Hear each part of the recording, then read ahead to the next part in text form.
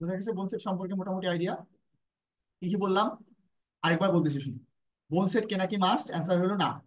কেন না? কারণ আমাদের হার্ড পার্ট এবং সফট পার্ট দুইটা পড়াশোনা করতে হয়। দুইটার জন্যই তোমার কলেজে বোনস এবং ভিসেরা দুইটা অ্যাভেলেবেল আছে। যেহেতু তোমাকে ভিসেরা কেনা লাগবে না, বোনস না কিনলেও তুমি পারবা করতে। ঠিক আছে? ভিসেরা যেভাবে শিখে শিখে পড়বা, বোনসও সেভাবে শিখে শিখে পড়তে হবে। ক্লিয়ার?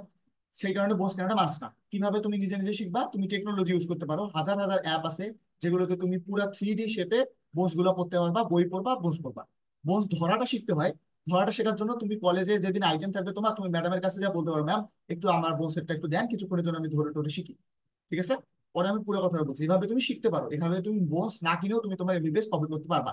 ভাইয়া এমনকি আছে যে বোনস না কিনে পাস করে গেছে।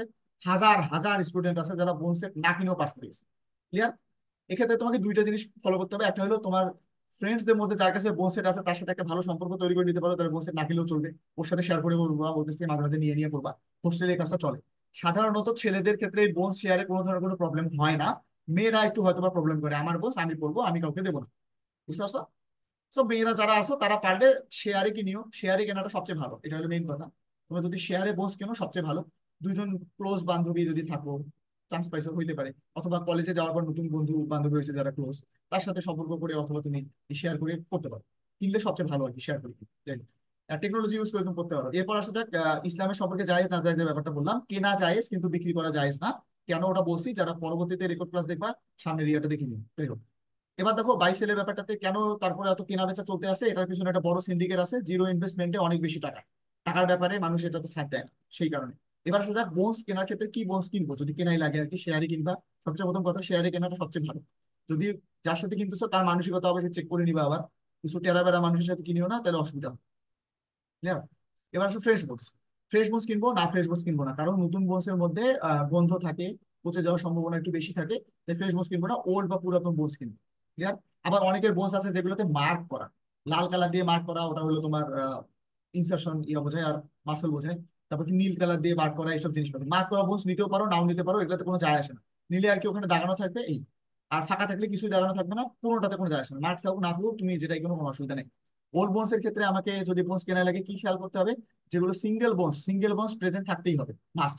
তার মধ্যে কয়েকটা বোনস পাওয়া যায় না, যেমন ককপিক্স পাওয়া যায় না, তারপরে স্পেনয়েড মাঝে মাঝে পাওয়া যায় না, ইথময়েড পাওয়া যায় না, টাইগোমেটিক পাওয়া যায় না। মানে ফেসিয়াল বোনস গুলো তুমি মোটামুটি পাবাই না বলা যায়, ফেসিয়াল বোনস গুলো মোটামুটি পাবাই না। ক্লিয়ার?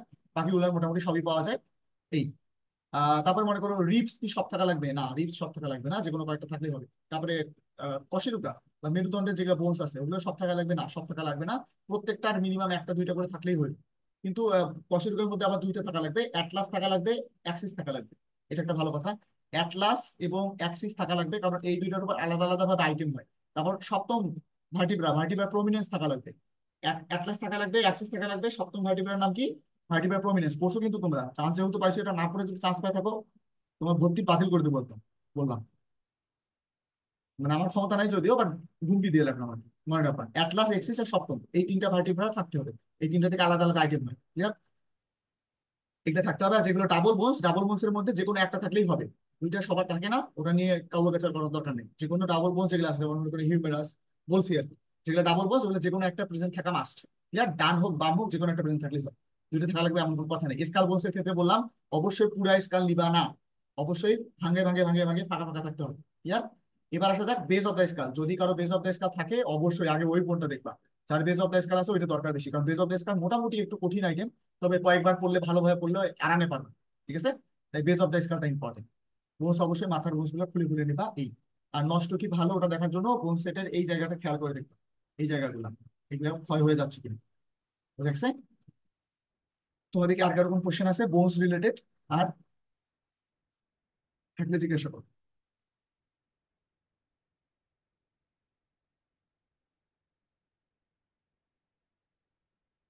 তো তারপর আমি বলে দিই, মেরুদণ্ড আছে না, কশেরুকা যেগুলো আছে, কশেরুকার মধ্যে কোন কোনগুলো থাকা লাগবে মাস্ট দেখো। অ্যাটলাস থাকা লাগবে, অ্যাক্সিস থাকা লাগবে, ভার্টিব্রা প্রমিনেন্স থাকা লাগবে, বলছি। সার্ভাইকালের মধ্যে তো এই তিনটা থাকা লাগবে মাস্ট। ক্লিয়ার? তারপরে আসলে থোরাসিক, থোরাসিক টোটাল 12টা আছে না, 12টার মধ্যে যে কোনো কয়েকটা থাকলেই হবে, 2-4টা থাকলেই হবে। এরপর আসলে লাম্বার। লাম্বারটা ভেরি ইম্পর্টেন্ট, লাম্বারটা খেয়াল করে দেখবা। লাম্বারটা দেখবা সবচেয়ে মোটা, সবচেয়ে মোটা, সবচেয়ে পাকাপোক্ত যেটা, ওইটাই লাম্বার। লাম্বার থাকতে হবে মাস্ট, লাম্বারটা ইম্পর্টেন্ট। এটা আইটেমের সময়ও খুব ইম্পর্টেন্ট। এরপরে হলো স্যাক্রাম। বাপরে বাপ, আমি আমার জীবনে আমাকে সবচেয়ে বেশি কষ্ট দিয়েছি এই স্যাক্রাম। মানে আমি পড়ি যাই নাই তো, একটু কম পড়ে গেছিলাম, ম্যাডাম এটা ধরে আমার জীবন ধ্বংস করে দিচ্ছে একদম। স্যাক্রামটা থাকা লাগবে মাস্ট, স্যাক্রাম থাকা লাগবে মাস্ট। ককপিক্স পাওয়া যায় না, ঠিক আছে, ককপিক্স পাওয়া যায় না, ককপিক্স নিয়ে চিন্তা করতে হবে না। আর কি আছে, হিপ বোন আছে, হ্যামস্ট্রিং আছে, সবই আছে, বাকি সব ক্লিয়ার হয়ে গেছে। এবার আর একটা কথা আছে, হ্যান্ড এবং ফুট যেগুলো আছে, হ্যান্ড এবং ফুট, হাত এবং পায়ের যে অস্থি, মনে করো হাত পায়ের অস্থি যেগুলো আছে, এগুলো আমি কিরকম লিখবো? অনেকে থাকে এমন আর্টিকুলেট করা, কথাটা শোনো, আর্টিকুলেট, আর্টিকুলেট মানে হলো জোড়াই দেওয়া, দেখবা পুরো হাতের অংশটা পাওয়া যাচ্ছে এইখান থেকে শুরু করে পুরোটাই হ্যান্ড, আর্টিকুলেটেড বোনস নিবা, ঠিক আছে, হ্যান্ড এবং ফুট নিবা আর্টিকুলেটেড। কথাটা কি? আর্টিকুলেটেড, আমাকে আর্টিকুলেটেড হ্যান্ড ফিট লাগবে, ঠিক আছে। এইভাবে আর কি পড়াশোনা করা হয় তো সুবিধা হবে। ওখান থেকে মাঝে মাঝে দুই একটা ইউনিফর্ম নাম শুনছো না, পিসি ফর্ম নাম শুনছো না, মাঝে মাঝে এগুলো একটু বের করে ধরে। তবে এগুলো নিয়ে প্যারা নেওয়ার কিছু নেই, এগুলো তুমি এমনি পারবা বুঝতে, বুঝা গেছে। আর্টিকুলেটেড হ্যান্ড ফিট নেওয়া হবে। আর কিছু আমি আশা করি বোনস রিলেটেড আর কোনো কথাই আমি বাদ দেই নেই। হ্যাঁ, দামও বলে দিছি, এরকম নিবা বলে দিছি, ফ্রেশ না হল সব বলে দিছি। ঠিক আছে, আর কারো কোনো কোশ্চেন আছে? কোশ্চেন থাকলে একটু কোশ্চেন জিজ্ঞেস করো, নাহলে আমি অন্য টপিকে চলে যাই।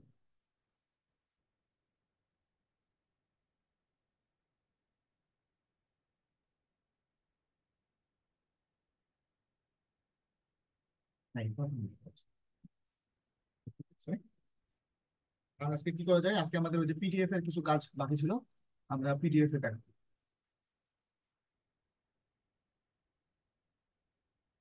পিডিএফ এ আমি লাস্ট কথাটা শেষ করছিলাম হলো গিয়ে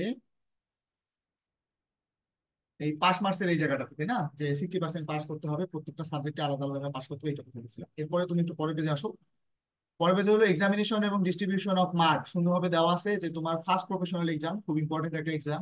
এই ফার্স্ট প্রফেশনাল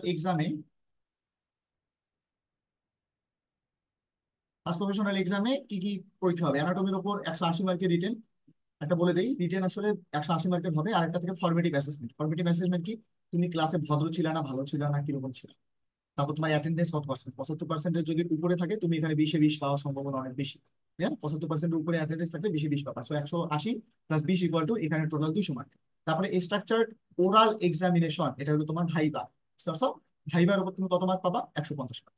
আর প্র্যাকটিক্যাল এক্সামিনেশন হয়, প্র্যাকটিক্যাল এক্সামিনেশনের মধ্যে অনেক ব্যাপার স্যাপার আছে, অসপি আছে, তারপরে তোমাকে হিস্টোলজি স্লাইড দেখে কাজ করতে হবে, অ্যানাটমির ক্ষেত্রে বলছি স্লাইড দেখে লিখতে হবে, ব্যাখ্যা টাকা লিখতে হবে, এটা 150 মার্ক। এটা নিয়ে একদমই কোনো চিন্তার কোনো কারণ নেই। এটা তোমার কলেজ থেকে তোমাকে এখানে 150-এর কাছাকাছি 120-30 মার্ক ইজিলি দিয়ে দেওয়া হয়। তোমাকে টেনশন করতে হবে কোনটা জায়গায়, টেনশন করতে হবে ফর্মেটিভ অ্যাসেসমেন্টে। একটু কেয়ারফুল থাকবা, কারো পার্সেন্টেজ যদি কোনো কারণে 50%-এর নিচে হয় ক্লাসে অ্যাটেন্ডেন্স, তাহলে এখানে 20 দেয় না, বুঝতে পারছো? 13, 12 এরকম করে দিয়ে রাখে। এবং এটা হলো যে তোমার এক্সটার্নাল ভাইবা নিবে আর ইন্টারনাল ভাইবা নিবে, তার জন্য এটা একটা হিন্ট, বুঝো। তোমার এই ফর্মেটিভ অ্যাসেসমেন্টের মার্কটা এটা একটা হিন্ট যে ম্যাডাম এই স্টুডেন্টটা ফাঁকিবাজ, বা এই স্টুডেন্টটা রেগুলার ক্লাস করে নাই। এই তোমার ফর্মেটিভ অ্যাসেসমেন্টের মার্ক দেখে বুঝবে।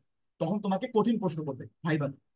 এই ব্যাপারটা একটু সাবধান থাকবা। তুমি যদি আগে চিল লাইফ লিড করো, মানে কলেজ গেলাম গেলাম না, আইটেম দিলাম দিলাম না, বুঝতে পারছো, তাহলে তোমার ফর্মেটিভ অ্যাসেসমেন্টের মার্ক কমতে থাকবে। শুরুর দিকে চিল লাইফ যাবে, কিন্তু যখন তুমি প্রফিট দিকে যাবা তুমি খেয়াল করে দেখবা যে বাকি সবাইকে প্রশ্ন ধরতেছে সহজ সহজ প্রশ্ন, যেগুলো সবাই পারবে, কিন্তু তোমাকে ধরতেছে কঠিন কঠিন প্রশ্ন। স্যার ম্যাডাম কিভাবে বুঝবে যে তুমি ইররেগুলার ছিল? তোমার এই ফর্মেটিভ অ্যাসেসমেন্টের মার্কটা দেখবে। ফর্মেটিভ অ্যাসেসমেন্টের মার্কটাতে একটু সাবধান থাকবে, হ্যাঁ, অ্যাটেন্ডেন্সটা ভেরি কেয়ারফুল। আর আগে খেয়াল রাখবা যে তোমার মানে তোমার কলেজে, তোমার মেডিকেল কলেজে কোন ডিপার্টমেন্টটা বেশি ঘাওড়া, কোন ডিপার্টমেন্টটা বেশি ঘাওড়া। ঘাওড়া মানে বুঝেছো তো, তোমাকে ডিস্টার্ব করবে, যে অ্যাটেন্ডেন্স কেন নাই, হ্যান নাই ত্যান নাই, ফেল করায় বেশি। ওকে, যেমন আমি তোমাকে বলি, ইয়া মেডিকেল কলেজ, মারএমসি, শহীদ দিনাজপুর, দিনাজপুর মেডিকেল কলেজ, যেটা ওখানে কিন্তু অ্যানাটমি ডিপার্টমেন্ট বেশ সিরিয়াস ডিপার্টমেন্ট। ইয়ার যেমন আমাদের রংপুর মেডিকেলের বায়োকেমিস্ট্রি ডিপার্টমেন্টটা একটু একটু করা, ভালো যদিও সবাই খুব ভালো, কিন্তু একটু করা। তারপরে মনে করো আমি রাজশাহী মেডিকেল কলেজের কথা শুনছি যে ফিজিওলজি ডিপার্টমেন্টটা ওদের বেশ ডিস্টার্বিং, বেশ ডিস্টার্ব করে স্টুডেন্ট। এই ব্যাপারগুলোতে একটু সাবধান থাকবা, যে ডিপার্টমেন্ট বেশি করা সেটা তো তত বেশি রেগুলার হবে। ক্লিয়ার? টেনশন করতে হবে তোমাকে এই ভাইবা এবং রিটেন নিয়ে। সবচেয়ে বড় টেনশন এই দুইটা, ছোট টেনশন এইটা, ঠিক আছে। ফিজিওলজির ক্ষেত্রে ওই সেম দেখো 180 formative assessment, biochemistry 180 formative assessment. Physiology এবং বায়োকেমিস্ট্রিতে ভাইবা এবং প্র্যাকটিক্যালের মার্ক একটু কম। কেন? কারণ কন্টেন্ট একটু কম থাকে, অ্যানাটমিতে কন্টেন্ট অনেক বেশি, সেই কারণে ওদের মার্কটা একটু বেশি দেওয়া হয়েছে। টোটাল তোমার 1300 মার্কের পরীক্ষা হবে। তোমার রেজাল্ট দিবে প্রথমে পাস আর ফেলের। প্রথম রেজাল্ট তুমি যেটা পাবা, তুমি পরীক্ষায় পাস করছো নাকি ফেল করছো। মোটামুটি সবাই এতটুকু দিকেই থামে যায়, আর বেশি দূর যায় না। তবে অবশ্যই তোমাকে মার্কশিট সহ রেজাল্টটা দেওয়া হবে, কিছুদিন পরে পাবলিশ করে গ্রুপ থেকে। বুঝা গেছে? ফার্স্ট প্রফেশনাল এক্সামিনেশনের মার্ক ডিস্ট্রিবিউশনটা বোঝা গেছে তোমাদের?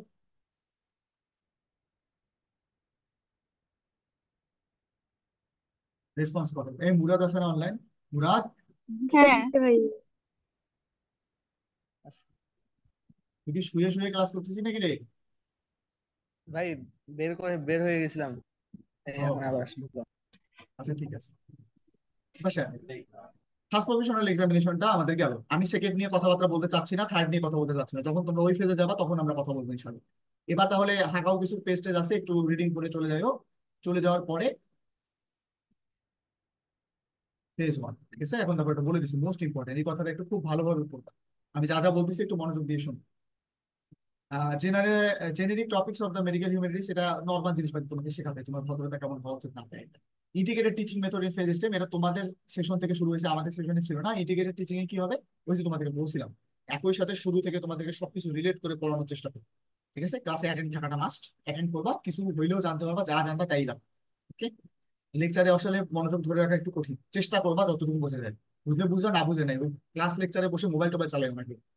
জাস্ট চেষ্টা করবা যতটুকু শোনা যায় শুনবা। যদি একদমই কিছু না বুঝো তাহলে চালাই এটা পরের ব্যাপার, কিন্তু চেষ্টাটা অবশ্যই করবা। সাবজেক্ট কি? তিনটা সাবজেক্ট আমরা জানি। প্রথমে আলোচনা শুরু হবে এই হিউম্যানিটিস নিয়ে কি কি হয়। এই দেখো, বিহেভিওরাল সায়েন্স, মেডিকেল সোশিওলজি, বুঝতে পারছো, সমাজের সাথে কিভাবে কথাবার্তা বলবা, এডুকেট কি কি, তারপরে তোমার self directed learning including team learning, team হিসেবে কিভাবে কাজ করবা, মেডিকেল এথিক্স কি কি, এইসব নিয়ে কথাবার্তা আছে। এগুলো রিডিং পড়ে নিও, হ্যাঁ? একবার জানলেই লাভ, যতটুকুই জানবা লাভ। আচ্ছা, এই যে ইন্টিগ্রেটেড টিচিং ফেজে তোমার পড়াশোনা কিরকম হবে? একটা কথা মনে রাখবা, ফার্স্ট ফেজের টার্ম তিনটা। ফার্স্ট ফেজের টার্ম কয়টা? তিনটা, term one, term two, term three. তো ইন্টিগ্রেটেড টিচিং মেথডে কি কি পড়াবে? যেমন টার্ম ওয়ানে তোমাকে পড়াবে করোনারি আর্টারিতে কি কি ডিজিজ হয় তা নিয়ে, chronic obstructive pulmonary disease, COPD short form, এটাতে কি কি পড়ানো হয়, অ্যানিমিয়া নিয়ে কি কি কথাবার্তা, এগুলো তোমাকে ফার্স্ট টার্মে পড়াবে। যখন তুমি ফার্স্ট টার্ম পাস করে যাবা, সেকেন্ড টার্মে উঠবা, সেকেন্ড টার্মে আবার এই কয়টা লেকচার নিয়ে পড়াবে। এখন তুমি এটা জিনিস খেয়াল করে দেখবা, এখানে যেসব রোগ নিয়ে আলোচনা করা হয়েছে এগুলো বাংলাদেশে, এই কথাটা খুব ইম্পর্টেন্ট, এই রোগগুলো বাংলাদেশে খুব বেশি কমন। তুমি খেয়াল করে দেখবা, করোনারি আর্টারি ডিজিজ মানে কি জানো? ওই যে হার্টের রোগ, হার্টের রিং বসানো, হাইপার টেনশনের রোগী, ওগুলো নেই। Chronic obstructive pulmonary disease, cigarette খাওয়া অনেক বেশি, নিঃশ্বাস প্রশ্বাসের সমস্যা, অ্যাজমার সমস্যা, এসব নেই। অ্যানিমিয়ার রোগী তো কমন, ভুড়ি ভুড়ি অ্যানিমিয়ার রোগী। আমি শিওর এই যারা ক্লাস করতেছো তাদের মধ্যে 2 জনের অ্যানিমিয়া আছে, বুঝা গেছে? আর এগুলা দেখো যে ডায়রিয়া খুব কমন, ডায়াবেটিস মেলাইটাস বর্তমানে খুব কমন, জন্ডিস খুব কমন, প্রোটিনিউরিয়া খুব কমন, এগুলো কমন কমন ব্যাপার স্যাপার, বুঝতে পারছো? এই কমন রোগগুলো সম্পর্কে তোমার মাথায় একটা ছোটখাটো আইডিয়া দিয়ে দেয়, যাতে তুমি মোটামুটি একটু শুরু থেকে আইডিয়া নিয়ে সামনের দিকে আগে ক্লিয়ার। তাহলে এটা হলো ইয়া পড়াশোনা, ইন্টিগ্রেটেড টিচিং পড়াশোনা, ক্লিয়ার। এরপর আসো হলো এই কিভাবে পড়াবে না পড়াবে এগুলা। এই জায়গাটাতে তোমাকে একটা কথা বলে দিই, আহ তার মনে খেয়াল করে দেখো যে করোনারি আর্টারি ডিজিজ সম্পর্কে স্যারেরা কি চায়, যে তুমি এইটা যে তোমাকে পড়াইলাম আমি বা লেকচার যে দিলাম আমি, তুমি কি কি পারবা, কি কি চাই সেটা দেখো। Explain the pattern of artery supply of the heart, মানে আর্টারি গুলো কিভাবে হার্টকে সাপ্লাই দেয়, এইটা তোমাকে জানতে হবে, এইটা শিখতে হবে তোমার, এইটা তোমার শেখার জিনিস। তাহলে বুঝতেছো, তোমাদের একটা মনে প্রশ্ন আসে না, যে আজকে যে আমাকে এই আইটেমটা দিল, এই আইটেমটার টপিক হলো এইটা, এই টপিকের থেকে কি প্রশ্ন ধরবে, কোন জিনিসটা আমার না পারলে হবেই না, এই নিয়ে লেখা আছে এটা। এই জিনিসটা না পারলে তোমার হবেই না, যে তুমি করোনারি আর্টারি ডিজিজ যে পড়লা, তোমাকে এই জিনিসটা জানতেই হবে, যে আর্টারি গুলা কিভাবে হার্টকে সাপ্লাই দেয়। তো বই খুলে, গাইড খুলে যেমনে পারো আগে এই কোশ্চেনটা বুঝবে, বা এই জিনিসটা বুঝবা যেমনে পারো। বুঝতে পারতেছো কি তোমরা কথাটা? হ্যাঁ বুঝতে পারছো? ভাইয়া। হ্যাঁ। এরপরে মনে করো তোমার কাছ থেকে আর কি জানতে চাই, শুধু ওই টপিকের খালি একটাই কোশ্চেন আছে যেটা জানতে হবে না, তোমাকে বলবে যে করোনারি সার্কুলেশন যেগুলো আছে ওই সার্কুলেশনটা কেমনে হয়, তোমাকে জানতে হবে, ডিসক্রাইব করতে পারতে হবে, ক্লিয়ার। রেগুলেশনটা কিভাবে হয়, কোনটা কোন সাইডে দেয়, কেন দেয়, এইসব জিনিস সম্পর্কে বুঝতে পারছো? তোমার যে এই করোনারি আর্টারি ডিজিজের উপর লেকচারটা হলো, তোমার কাছ থেকে চাই কি, এইটা হলো এই যে চারটা জিনিস চাই। একটু কষ্ট করে খুঁজে খুঁজে পড়বা এই চারটা জিনিস, বোঝা গেছে? টপিক দিয়ে দিছে, বলে দেবে এইটার উপর তোমাদের আইটেম, ইন্টিগ্রেটেড থেকে আইটেম হবে না যদিও, তাও বললাম ধরে নাও, এখান থেকে মনে করো আইটেম, তাহলে তুমি কি করবা? তোমাকে এই চারটা কোশ্চেন জানতে হবে মাস্ট, ফরজ, না জানে যাওয়াই যাবে না, ক্লিয়ার। এখন এইগুলোর মধ্য থেকে, এগুলো তো বলেছে টপিক, প্যাটার্ন অফ আর্টারি সাপ্লাইটা কেমনে, এখন ওইটার ভেতরের কন্টেন্ট যা তোমাকে জানতেই হবে, এখানে পাশে লিখেছে কোর কন্টেন্ট কি, পেকুলারিটিস অফ করোনারি সার্কুলেশন, আছে কিছু পেকুলারিটিস দেখবা, খুব কমন কোশ্চেন, এটা আরবিতে রিটেনে আসে, আমার পরীক্ষা তো আসছে, আমার মনে নাই যদিও। পিকুলারিটিস গুলো কি কি, মানে কি হলে কি সমস্যা হবে, একদম সুন্দরভাবে দেওয়া আছে। ব্যালেন্স কি, সাপ্লাই অফ দ্য ব্লাড আর ডিমান্ডের মধ্যে ব্যালেন্সটা কেমন, এইসব জিনিসপাতি সুন্দর করে লেখা আছে। এখন আমি তোমাকে বলি, ইন্টিগ্রেটেড টিচিং নিয়ে তোমাকে খুব বেশি টেনশন করতে হবে না, যতটুকু পড়ে অতটুকু পড়বা। এগুলো তুমি আসলে চাইলেও এখন খুব ভালোভাবে আয়ত্ত করতে পারবে না। তুমি খেয়াল করে দেখো যে এই যে জিনিসটা তুমি বললা, এটার সাথে কোন কোন ডিপার্টমেন্ট অ্যাড আছে: anatomy, physiology, biochemistry, internal medicine, cardiology এবং প্যাথোলজি। এতগুলা জিনিসের সাথে রিলেট করে এই জিনিসটা বোঝা যায়। তুমি তো পড়তেছোই বাবা অ্যানাটমি, ফিজিওলজি আর বায়োকেমিস্ট্রি, এখনই তুমি ইন্টারনাল মেডিসিন কিন্তু আমি এখনো করিনি, ইন্টারনাল মেডিসিন আমি এখনো করিনি, কার্ডিওলজি আমি এখনো করিনি, প্যাথোলজিটা পড়ছি। তাহলে আমিও এই জিনিসটা ঠিকভাবে বুঝতে পারবো। তাহলে তুমি কি করবা, ওই একটু জানে রাখলা, শুনে রাখলা, অ্যাটলিস্ট তুমি জানো যে এখানকার কোশ্চেনটা কি কি, তোমার মাথায় নলেজে থাকলো, এইটাই তোমার লাভ। বুঝা গেছে? এরকম করে প্রত্যেকটা টপিকের কোর জিনিস তোমার কাছ থেকে কি চাই, তোমাকে না জানে যাওয়া যাবে না। ওইটার ভেতরে জিনিস কি চাই ওইটা এখানে লেখা আছে, ওইটার সাথে রিলেটেড জিনিসপাতি গুলো কি কি ওইটা লেখা আছে দেখো।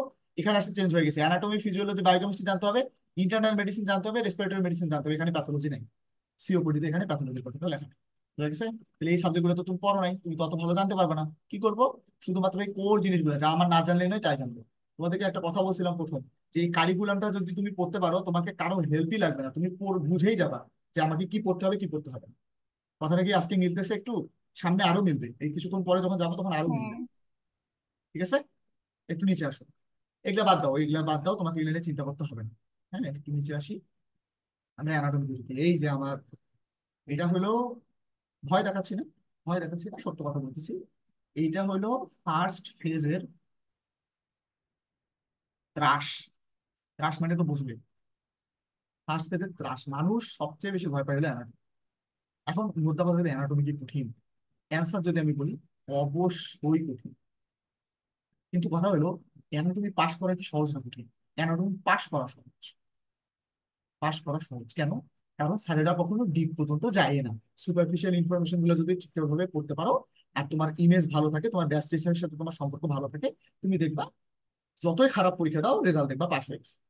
কারণ স্যারেরাও জানে এত কঠিন একটা সাবজেক্ট পুরাটাই জানা কোনো স্টুডেন্টের পক্ষে সম্ভব না। ঠিক আছে? যতটুকু না জানে যাওয়া যাবে না। কোথায় পাবো এই কথাটা, যে কতটুকু না জানে ভাইয়া পরীক্ষা হলে যাওয়া যাবে না? আমরা যদি একটু সামনের দিকে আসি, এখানে সুন্দরভাবে বলে দিচ্ছে যে আগে যাই, টিচিং লার্নিং এর জন্য কোনটার কত টাইম, কি কি আছে ইন্টিগ্রেটেড টিচিং এর মধ্যে, যে আইটেম প্রথমে বলছিলাম যে তোমাদের টোটাল পরীক্ষা কয়টা। প্রথমে আইটেম হবে, তারপরে কার্ড হবে, তারপর টার্ম হবে, আর কার্ড হবে, শেষে হবে টার্ম হলো হবে, তারপর ক্রস। ওকে, চলো। তারপরে নিচে আসো একটু, ফার্স্ট প্রফেশনাল এক্সামিনেশনের মার্ক ডিস্ট্রিবিউশন 500 মার্ক টোটাল, ওইটার উপরে বলে দিছি আমি already। এই যে আসো লার্নিং অবজেক্টিভস। যেমন তোমরা, তোমাদের একটা কথা বলছে না যে অ্যানাটমি শেখার জন্য সবচেয়ে ইম্পর্টেন্ট জিনিস কি বলতো, জেনারেল অ্যানাটমি, শুনছো কথাটা? তোমাদের বলছে না জেনারেল অ্যানাটমি বই লাগবে, জেনারেল অ্যানাটমি হ্যাঁ পড়তে হবে। হ্যাঁ, এবার আসো, হ্যাঁ বলছে। আমি যে জেনারেল অ্যানাটমি পড়বো, জেনারেল অ্যানাটমি কি করবো দেখো, সুন্দরভাবে বলে দিচ্ছি। লার্নিং অবজেক্টিভস কি, জেনারেল অ্যানাটমি পড়ে students will be able to determine anatomy কি, ডেফিনেশন পারতে হবে, সাবডিভিশন কি কি অ্যানাটমির তা পারতে হবে, describe the anatomical terminology, place, positions, এগুলো জানতে হবে।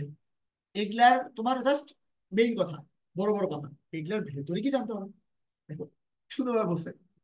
ডেফিনেশন জানবা, সাবডিভিশন জানবা, এটা ইম্পর্টেন্ট জানবা, অ্যানাটমিক্যাল টার্মিনোলজিস কি কি আছে জানবা, এটা তোমাদেরকে অলরেডি দিছি, যে যে মেডিসিন, যে যে মেডিসিন, ঠিক আছে, যে যে মেডিসিন থেকে তোমাকে টার্মিনোলজি শিখতে বলছি আমি। এরপরে তোকে অ্যানাটমিক্যাল প্লেস কি কি আছে, পজিশনস কি কি আছে। এখন মনে করো বোনস ধরছো, তোমাকে বলছে যে কালকে জেনারেল অ্যানাটমির বোনস এর আইটেম হবে, কোন জিনিসটা না জেনে যাইতে পারবে না, এই দেখো লেখা, কোনো কালার নেই। বোনস এর ক্লাসিফিকেশন জানতেই হবে, মরফোলজিক্যাল ক্লাসিফিকেশন কি, লং বোন, ফ্ল্যাট বোন, শর্ট বোন, মিনিয়েচার লং বোন, সেসাময়েড বোন, আরো কয়েকটা আছে, এইগুলা পড়তে হবে, ওটা উদাহরণ পড়তে হবে। কম্পোজিশন কি কি, ফাংশন কি কি জানতে হবে, পার্টস অফ ডেভেলপিং লং বোন, এটা must, must, very very very very important, জানতেই হবে। ব্লাড সাপ্লাই কি কি, পেরিওস্টিয়াম কি জিনিস, এন্ডোস্টিয়াম কি জিনিস, ওসিফিকেশন কিভাবে হয়, ওটা ডেফিনেশন কি, সেন্টার কি কি, প্রসেসেস কি কি, ফ্যাক্টর কি কি যেটা ওটাকে প্রমোট করে।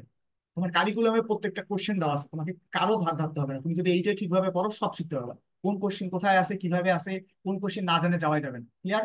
এখন মনে করো নেক্সট দিন বসে, এই নেক্সট দিন কার্টিলেজের আইটেম হবে, কার্টিলেজের কি কি পড়তে হবে, কার্টিলেজের কম্পোজিশন পড়তে হবে, কার্টিলেজের টাইপস পড়তে হবে, কার্টিলেজের ক্যারেক্টার পড়তে হবে, লোকেশন কোথায় আছে, কাজ কি পড়তে হবে। ক্লিয়ার? বুঝতে পারতেছো যে তুমি কি পড়তে হবে তোমাকে? হ্যাঁ বুঝতে পারছি। Thank you. এবার দেখো, তুমি খেয়াল করে দেখো, আমি তোমাকে এখান থেকে একটু কথা বলে দিই কোনটা কোনটা বেশি ইম্পর্টেন্ট। বোনস, কুটি কুটি স্টার, তারপর আশেপাশে খাতা থাকলে লিখে নিতে পারো, পরের ক্লাস দেখে লিখে নিও। বোনস খুব ইম্পর্টেন্ট, পারতেই হবে, জীবনে বোনস না পড়ে যাবা না। তুমি যদি পরীক্ষায় হার্ড পার্টে কোনো অ্যান্সারই দিতে না পারো, তোমাকে এই বোনসে আসবে। আসলে তোমাকে জিজ্ঞেস করবে বোনসের ক্লাসিফিকেশন বলো, বোনসের কম্পোজিশন বলো, পার্টস অফ ডেভেলপিং লং বোন গুলো কি কি বলো, ঠিক আছে, এগুলা বললে তোমাকে পাস দেবে। তুমি যদি এগুলাও অ্যান্সার করতে না পারো, তোমার ধরে নাও তুমি ফেল, বুঝতে পারছো? যখন অ্যানাটমি তুমি কোনো কিছু অ্যান্সার করতে পারবে না, তখন তোমার জেনারেল অ্যানাটমিতে ব্যাক করবে। এটাও তোমাকে বলে রাখি। অ্যানাটমি পড়ছো, অনেক কিছু মনে নাই, পরীক্ষার হলে না খেয়ে গেছো, হাইপোগ্লাইসিমিয়া হয়ে গেছে, টেনশনে তোমার পড়া হচ্ছে না, পড়তে পারতেছো না কিছু, তোমাকে কি ধরবে? তোমাকে যদি হার্ড পার্টে তুমি যদি অ্যান্সার দিতে না পারো, যেমন ম্যান্ডি বলে হাজার হাজার জিনিস আছে তোমার মনে নেই, কোনো সমস্যা নেই, তখন তোমাকে জিজ্ঞেস করবে ম্যান্ডি বল কি ধরনের কোন, এই ক্লাসিফিকেশন থেকে খুঁজে বের করবা কোন বোনস ম্যান্ডি বল, আমার এই স্কাল বোন গুলো কি ধরনের কোন, আমার এই যে হিউমেরাস কি ধরনের কোন। হিউমেরাস যদি একটা লং বোন হয়, অবশ্যই লং বোন একটা, তাহলে ওটা ডেভেলপিং পার্টস কি কি বুঝতে জানতেই হবে। তারপরে দেখো জয়েন্টস, কুটি কুটি স্টার, এইটা আগে মুখস্থ করবা, জয়েন্টস সম্পর্কে আগে পড়বা, ঠিক আছে? অ্যানাটমির আগে জয়েন্টস পড়বা, তো তারপর বাকি যা কিছু আছে দেখো, ক্লিয়ার? আগে জয়েন্টস, তারপরে তুমি আসো মাসকুলার সিস্টেম মোটামুটি ভাবে পড়বা, blood vascular system, circulation, lymph vascular system মোটামুটি ভাবে পড়বা। এখন আমি তোমাকে একটা কথা বলি, তোমরা এগুলো মোটামুটি আগেই পড়ে আসছো, আইডিয়া আছে, ভালো একজন বায়োলজি টিচার কাছে পড়ে থাকলে তুমি এগুলো সম্পর্কে বেশ ভালোই জানো, কোনো আপত্তি নাই। জাস্ট একটা জিনিস সম্পর্কে তুমি কম জানবা আমি জানি, সেটা হলো লিম্ফ। তুমি মোটামুটি শিওর এখানে যারা চান্স প্রাপ্ত আছো বেশিরভাগে লসিকা বা লিম্ফের পুরো কনসেপ্টটা জানো না, অথবা পড়ায় না, কারণ এটা থেকে বোর্ড পরীক্ষা প্রশ্ন আসে না, এমসিকিউ আসে কিছু, ভর্তি পরীক্ষায় অল্প একটু দেখায় দেয়, কতটুকু পরিণত হয়ে যায়। লিম্ফের পারফেক্ট জিনিসপাতি সম্পর্কে আইডিয়া নিবা। এই লিম্ফের ভাস্কুলার সিস্টেম এইটা একটু মোটামুটি ইম্পর্টেন্ট, তোমাকে এইটা একটু ভালোভাবে পড়তে হবে, ক্লিয়ার? কারণ এটা সম্পর্কে তোমার ল্যাকিংস আছে, ইন্টারমিডিয়েট স্টুডেন্টের এই লিম্ফে ল্যাকিং আছে 100% শিওর। এটা ভালো মতো পড়বা। এইটার সাথে ক্লিনিক্যাল জিনিস খুব রিলেটেড, ক্লিনিক্যাল জিনিস খুব related, so very very important. Okay, আবার একটু আসি। তারপরে মনে করো তোমাকে আবার এই জেনারেল ইয়া থেকে মাঝে মাঝে সেল বায়োলজি পড়াবে। সেল বায়োলজি মানে হলো যে কি কি আছে, সাইটোপ্লাজম, অর্গানেলস, ছোটবেলা পড়ে আসো না ওইসব জিনিসপাতি, কি কি পড়তেই হবে সুন্দরভাবে লেখা। হিউম্যান জেনেটিক্স কি কি পড়তে হবে সুন্দরভাবে লেখা। ক্রোমোজোম, টাইপস, ডেফিনেশন, জিন কি, লোকাস কি, জিনোম কি, জিনোটাইপ কি, ফিনোটাইপ কি, জেনেটিক ট্রেট কি, every single thing is available here. প্রত্যেকটা কোশ্চেন তুমি জানো, জাস্ট তোমাকে পড়তে হবে, ক্লিয়ার? তোমরা কি বুঝতে পারতেছো? এখানে সবাই একটু রেসপন্স করতো, সবাই। জি ভাইয়া বুঝতে। বুঝতে পারছি ভাইয়া। এবার একটু নিচে আসো, হিস্টোলজি। বাবা, আমি তোমাকে একটা কথা বলি, হ্যাঁ, এখানে আমার কথাটা একদম পাই টু পাই করো। হিস্টোলজি আমাদের জাতের বিষয় না। তুমি মাইক্রোস্কোপ দেখে আল্লাহর ওয়াস্তে জীবনেও আইডেন্টিফাই করতে পারবে না আমি আমি কিসের অর্গান দেখতেছি। okay? যদি পারো আলহামদুলিল্লাহ, খুব ভালো। তবে 90%-এরও বেশি স্টুডেন্ট পারবে না। তাহলে ভাইয়া হিস্টোলজিতে পাস করবো কেন? হিস্টোলজি কিন্তু একটা আলাদা ডিস্টার্বিং জিনিস। আমি তোমাকে বলে দিই, জেনারেল অ্যানাটমি মাস্ট। যে জেনারেল অ্যানাটমি পারবে না, সে অ্যানাটমিতে পাস করার চিন্তাও করিও না, ঠিক আছে? যে জেনারেল অ্যানাটমি পারবে না, পাস করার চিন্তাও করিও না, আগে জেনারেল অ্যানাটমি পড়বা, তারপর বাকি সব। এবার আসো হিস্টোলজির ব্যাপারটাতে কি করবা। মাইক্রোস্কোপ দেখে আমি যেহেতু বুঝতে পারবো না, করতে পারবো না, আমি কি করবো? তুমি একদম ধরে ধরে, একদম ধরে ধরে গাইড করবা, গাইড। গাইড কিংবা গাইডের দেখবা দুইটা পার্ট আছে, একটা সিস্টেমিক পার্ট, একটা জেনারেল অ্যানাটমি, এমব্রায়োলজি আর হিস্টোলজির একটা part। ওইখানকার হিস্টোলজির কোশ্চেন গুলা ধরে ধরে পড়বা। ওই হিস্টোলজির কোশ্চেন গুলো তোমাকে পারতেই হবে, পারতেই হবে, পারতেই হবে, যেগুলো তোমার বিগত বছরে বিভিন্ন প্রফেশনাল পরীক্ষায় আসছে। তুমি যদি শুধু অতটুকুই পারো, মোর দ্যান এনাফ। মনে থাকবে কথাটা, মনে থাকবে হিস্টোলজি কথাটা। হিস্টোলজি কিন্তু খুব প্যারা দিবে, সাবধান, হ্যাঁ ঠিক আছে? এখন, এখন তুমি জানতেছো যে এখন তোমরা তো একটু স্মার্ট, কারণ সবাই তো আর কারিকুলাম সম্পর্কে জানে না। তোমার কারিকুলামে সুন্দরভাবে লেখা আছে যে তোমার কাছ থেকে কি কি চাই, তুমি কোন জিনিসটা না পড়ে যাইতে পারবে না, এই যে সুন্দরভাবে লেখা আছে কন্টেন্টস। বেসিক টিস্যু কি কি, ডেফিনেশন কি, তার ক্লাসিফিকেশন কি, এপিথেলিয়াল টিস্যু কি, ওটার টাইপ কি, কানেকটিভ টিস্যু কি, ওটার টাইপ কি, মাসকুলার টিস্যু কি, ওটার টাইপ কি, structure and function, cell surface specialisation, এটা খুব ইম্পর্টেন্ট। তোমরা ভিলাই পড়ছো না? ভিলাই, মাইক্রোভিলাই, এগুলো আছে না? এগুলাকে বলা হলো সেল হুম সারফেস স্পেশালাইজেশন অথবা সেল সারফেস মডিফিকেশন। এগুলো সম্পর্কে তোমাকে জানতে হবে। এইখানকার টপিক গুলা ধরে ধরে পড়বা আর কি। বুঝা গেছে এভরিওয়ান? ক্লিয়ার? জি ভাইয়া। জি ভাইয়া। Very good. এবার আসো হিস্টোলজি গেল। হিস্টোলজি, জেনারেল হিস্টোলজি এবং সিস্টেমিক হিস্টোলজি, এখানে একটু কষ্ট হবে। কষ্ট হইলেও এখানে যতটুকু বলছে দেখো, তুমি জাস্ট রেসপিরেটরি সিস্টেমে রেসপিরেটরি ট্রাক্ট এবং লাং সম্পর্কে একটু জানবা, হিস্টোলজিক্যাল স্ট্রাকচার গুলো ওগুলো কোথায় পাবা, সব গাইডে আছে। গাইডে সব না থাকলে গাইডে যতটুকু আছে অতটুকু পারলেই হবে, অতটুকু পারলেই হবে, ক্লিয়ার? কারণ এগুলো সম্পর্কে হাজার হাজার জ্ঞান তৈরি করবে কারা? যারা পরবর্তীতে বড় হয়ে অ্যানাটমিস্ট হবে তারা। যারা বড় হয়ে অ্যানাটমিস্ট হবে তারা পড়বে এটা, ঠিক আছে? আশা করি তোমাদের কারোরই ইচ্ছা নাই যে বড় হয়ে আমি অ্যানাটমিস্ট হবো, তোমাদের বেশিরভাগেরই ইচ্ছা মেডিসিন, সার্জারি, গাইনি এইসব, তাই না? তো তোমার এত জানার দরকার নেই, যতটুকু না জানলে না অতটুকু জানবে। এখানে সুন্দরভাবে বলে দিছে এই জিনিসগুলো, এখানে কন্টেন্ট যা বলছে না, এটা তোমার না জানলে হবেই না। এখানে যা বলছে সেটা হলো না জানলে হবেই না, সুন্দর করে লেখা আছে, প্রত্যেকটা কোশ্চেন টোশ্চেন সাজানো আছে, এরকম করে ধরে ধরে পড়বা, হ্যাঁ, ধরে ধরে সুন্দর করে আয়ত্ত করে যাও। আয়ত্ত করার জন্য কিভাবে পড়বা ওটা আমি পরে সেশন করে নেবো, ঠিক আছে? আপাতত এতটুকু জিনিসটাকে শেখাই দিই, এই 90টা পেজ খুব ইম্পর্টেন্ট। এরপরে আসো এই যে জেনারেল এমবায়োলজি, ভেরি গুড। এই জেনারেল এমবায়োলজি বুঝছো, জীবনটা ধ্বংস। বাদ দাও, তুমি জাস্ট কি করবা, কোর কনসেপ্টের মধ্যে যে কয়েকটা কোশ্চেন আছে, এই question very very very important. কি করবা, সেম হিস্টোলজি যা করছো সেম গোস ফর এমব্রায়োলজি। এমব্রায়োলজির গনে গনে মনে হয় 20 থেকে 25টা প্রশ্ন মুখস্থ করতে হয়। তুমি 20 থেকে 25টা প্রশ্ন মুখস্থ করবা, ওগুলাই আসবে, ওগুলা বাইরে কোশ্চেন আসবেই না। এই 20 থেকে 25টা কোশ্চেন কই পাবো, গাইড। অবশ্যই গাইডে দেখবা, গাইডে যাই দেখবা একটা কোশ্চেনের পাশে একদম শাল দিয়ে ভরা প্রশ্ন আসতে আসতে আসতে আসতে একদম জীবন ধ্বংস হয়ে গেছে। ওই গানটার কোশ্চেন গুলো গাইড দেখে দেখে ওই জেনারেল মধ্যে 20-25টা কোশ্চেন আছে, ওই কয়টা ঝাড়ে মুখস্থ করে চলে যাওয়া। এখানে দেখো লেখা আছে এগুলাই। এই সেলিব্রেশনের টাইপ কি কি, এই যে first week, second week, third week, fourth week. এই যে ডেরিভেটিভস অফ জার্ম লেয়ার, এইটা পড়ো, মুখস্থ করবা। Derivatives of germ layer very very important.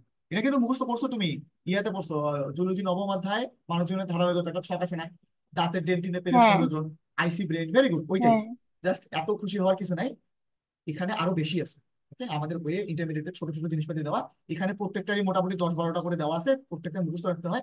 আর সবচেয়ে বেশি ডিস্টার্ব করে হলো এমসিকিউ। ও তোমাদের কিন্তু এমসিকিউ আছে, ভুলতে ভুলে গেছি, এমসিকিউ আছে। আর আমাদের এমসিকিউ একটু হ্যাঁ। আলাদা। এমসিকিউ কিন্তু true false, true fall false, true true false, true fall false লিখতে হয়। ওকে, এমসিকিউ আছে। আর সিঙ্গেল বেস। হ্যাঁ, সিঙ্গেল বেস্ট এই এমসিকিউটাতে আসে, একটোটা মেসোটা মেমোরিটা। ওকে, এটা ডেরিভেটিভস গুলো আসে, কোনটা হয় কোনটা নয়, অলরেডি আনসার করে আসো ওই ট্রু ফলস টাইপ। যাই হোক, তারপরে হলো অবশ্যই এখানে প্লাসেন্টা কি, কোরিয়ন কি, অ্যামনিয়ন কি, আম্বিলিকাল কর্ড কি, ইয়ক স্যাক কি, টুইন্স কিভাবে, টেরাটোলজি, টেরাটোলজিটা পড়বা, এটা ক্লিনিক্যালের সাথে রিলেটেড। টেরাটোলজিটা পড়বা, এটা ক্লিনিক্যালের সাথে রিলেটেড। হ্যাঁ, এটুকু যেন মনে থাকে। আর একটু নিচে যদি আসি, সিস্টেমিক ডেভেলপমেন্টাল অ্যানাটমি, এটাও তোমার ইয়ার মধ্যেই পড়ে, এমব্রায়োলজির মধ্যে পড়ে। এটাও তুমি কি করবা, ওই গাইডের শুধুমাত্র কোশ্চেন গুলো পড়বা। এখানে সুন্দরভাবে টপিক দেখে দেখে এগুলো জিনিস পড়বা, আর গাইডের টপিক গুলো পড়বা। এগুলো তোমাকে পড়ার জন্য কিন্তু মোটামুটি 1.5 বছর টাইম দেওয়া হবে, একটু টাইম ইনভেস্ট করো, বেশি জিনিস জানতে পারবা, শিখতে পারবা। ওকে, তারপরে এই যে নিউরো অ্যানাটমি, এটা একটা কার্ড। ওই কার্ডের মধ্যে কোন কোন জিনিস না জানলে তোমার হবেই না, দেখো সুন্দর করে দেওয়া আছে। Okay? তারপরে তুমি আসো, নিউরো অ্যানাটমি বাদ দাও, তোমাদের তো থোরাক্স পড়া আছে। Living surface anatomy, surface anatomy পড়বা, এটাও বড় টপিক। এটাও তুমি দেখবা যে কোন কোন জিনিসগুলো না জানলে হবেই না লেখা আছে, না জানলে হবেই না লেখা আছে। Living surface anatomy, surface anatomy বাদ দাও। সার্ফেস অ্যানাটমি মানে কি, তোমাদের ডিসেকশন, ক্যাডাভার দেখায় না, মনে আছে? ক্যাডাভার দেখছো তোমরা? হ্যাঁ, দেখে এসছি আমরা ক্যাডাভার। হ্যাঁ, ওই জি ক্যাডাভারে ভাইয়া। ওই সারফেস আছে না, ওর তলের মধ্যে তোমাকে দেখাইতে হবে, স্যার ম্যাডাম এটা লাংস, এটা হার্ট, এটা হলো আর্টারি, এটা হলো ইয়া, ওইটাকে বলা হয় হলো লিভিং সারফেস অ্যানাটমি। সারফেসের উপর থেকে ওই অ্যানাটমি গুলো কালেক্ট করতে হবে, সুন্দরভাবে লেখা আছে, এগুলো জিনিসপাতি বুঝবা। আস্তে আস্তে ম্যাডামরাই বুঝাই দিবে, চিন্তার কোনো কারণ নেই। রেডিওলজি, এটা আবার একটা ব্যাপার আছে।